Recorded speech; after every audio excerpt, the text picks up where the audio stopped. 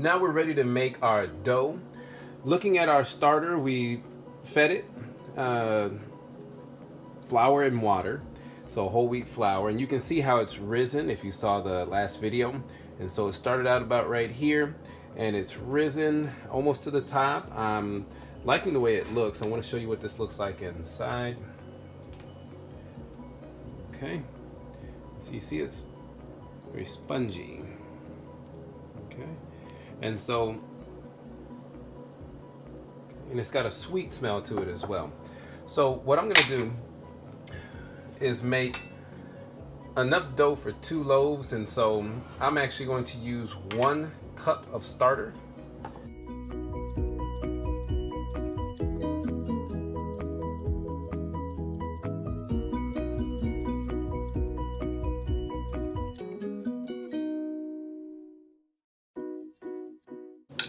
Next, I'm going to need water, of course, filtered water. I don't want water that hasn't been filtered.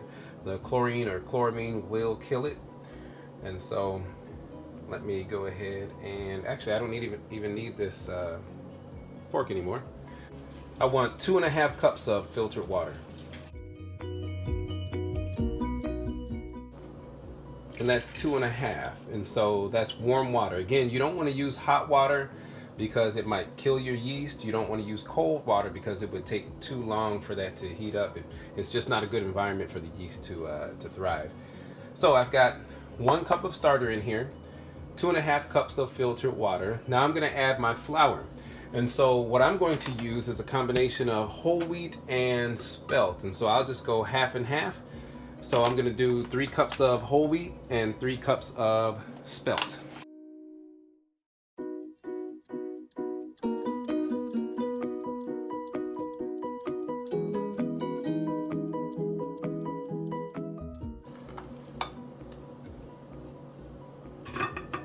Now I'm going to get 3 cups of spelt. Spelt has a milder flavor.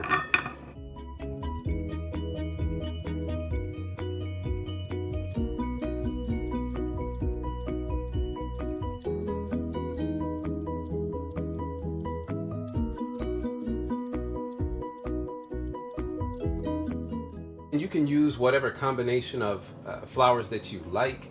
You may have to adjust how much water you have in order to get the consistency that we want to get. So now that I have all of this in here, I want to make sure that I incorporate this. I just use my hand, and then what I'm looking to do is mix this for about 4 minutes. And so I'm just going to be doing, I'm going to incorporate it, and then I'm going to get some folds in there. Really what I'm trying to do is start to build the strength. I haven't put in salt yet.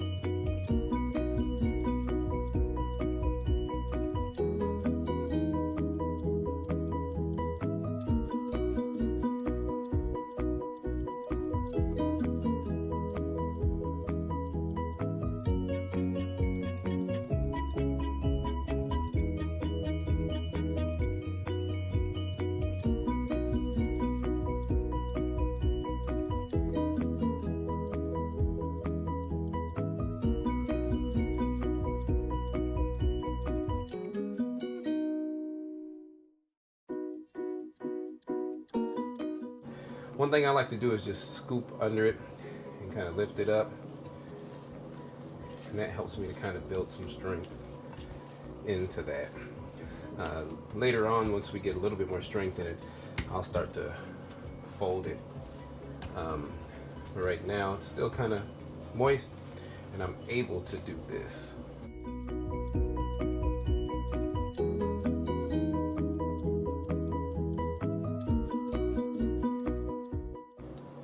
I'm going to put a plate on top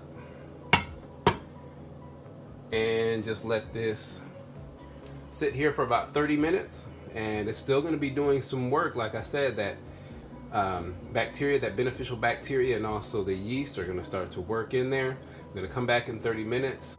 All right, it's been 30 minutes, and now we're going to start folding our dough. Just gonna take this plate off so you can see what it looks like now. So you can kind of already tell the texture is changing. You can see that. Okay. So all I want to do is continue to use my hand kind of like a flipper. And so I'm just gonna reach under, and this is what I'm doing with my hand. I'm reaching under, pulling up, and folding the opposite way. And it's very sticky, that's okay. So I'm just going around and doing that again. I'm building strength. You'll feel it get stronger over time. And I haven't added my salt in yet. That's going to be at the end. I need salt for flavor. It also helps with the strength of the dough. And depending on what kind of salt you use, you can get some minerals in there too. I'm going to be using a Himalayan sea salt. But just notice how before it was breaking, but now see how I can lift it up and it kind of starts to break at the top. I want to fold it before it breaks because I want to develop my gluten strands. So I really don't want to break them. All right. Sometimes it'll tighten up. You just keep on working it. Okay, I've been folding this for about 6 minutes. I want you to see what it looks like.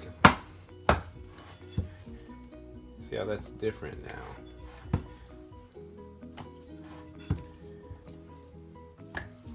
It's just staying together a lot better. It's like one big mass. And that's what I want to see. Again, it is sticky. That's okay. If you like a more open crumb with the holes and you want it to be, probably could even say softer or open crumb, you want it to be a wetter dough. And so it will be sticky.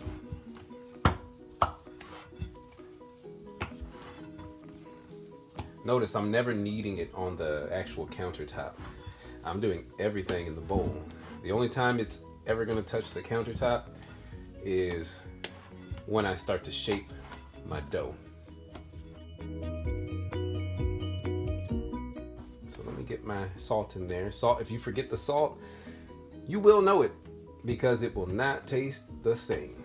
And I have forgotten the salt before, and it was a sad day. Okay, it's time to add the salt. So let's get our Himalayan sea salt. And this, again, you can get at places like Whole Foods, Sprouts, Winco, Ross, sometimes, different places, Walmart. So let me go ahead and put in 1.5 tablespoons. This is a half tablespoon here. So I just need to do that 3 times. If you want less salt, you can put less salt. But again, this is a salt that has some minerals in it, so you're getting some benefit there and flavor out of it. Now that my salt is in here, I just want to fold it in. I'm gonna do some folds for another, let's say 2 minutes.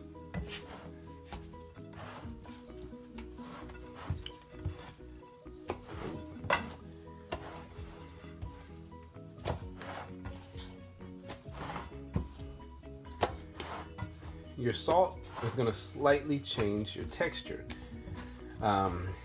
You'll start to feel it. But I'm just going to do this for 2 minutes and then I'm going to let it rest.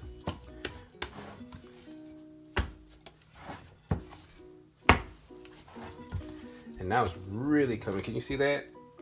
You see what the salt did to that? It just brought it together. So I can even start doing what you would consider some traditional kneading.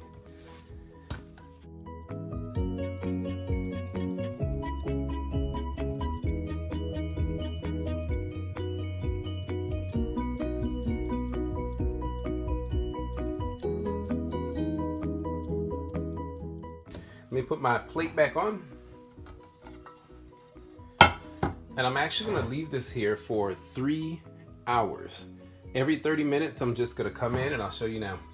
I'm just gonna come in every 30 minutes and it'll be more relaxed and a lot easier to do. I'm just gonna fold it 4 times every 30 minutes. And so I'm just gonna grab one side, turn it, or flip it, I should say. So flip and turn, flip and turn, flip and turn, and then put the plate back on top. And I'm going to do that every 30 minutes, and it's just building strength into it, meaning it makes it more able to hold those air pockets that are being created by the carbon dioxide. Just gives you that nice open crumb. Now I'm going to fold this. It's been about 30 minutes, so I'm just going to fold it 4 times.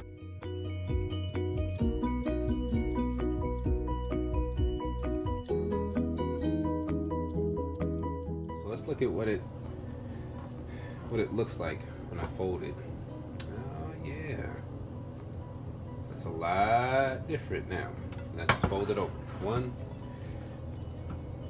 2,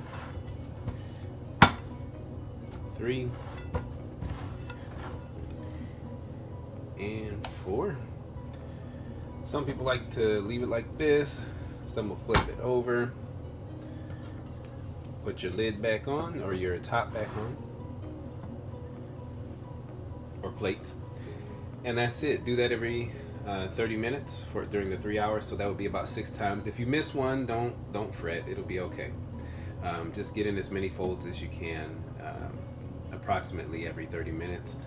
And if you miss all of them, it's still going to be great bread.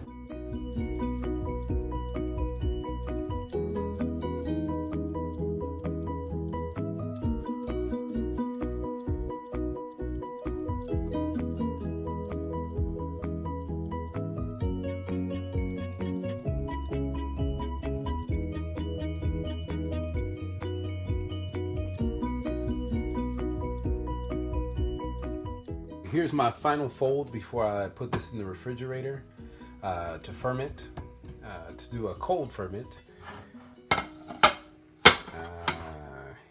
See how that's nice and billowy? It's rising up. Okay, yeah, let me do one final fold.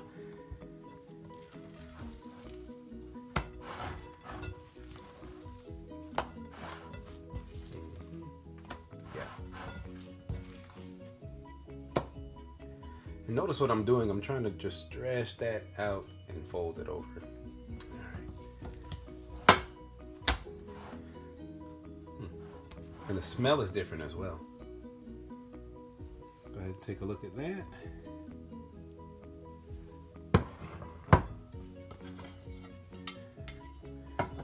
And I'm just gonna put it in the fridge, maybe for about 4 to 6 hours, and then I'm gonna bake it.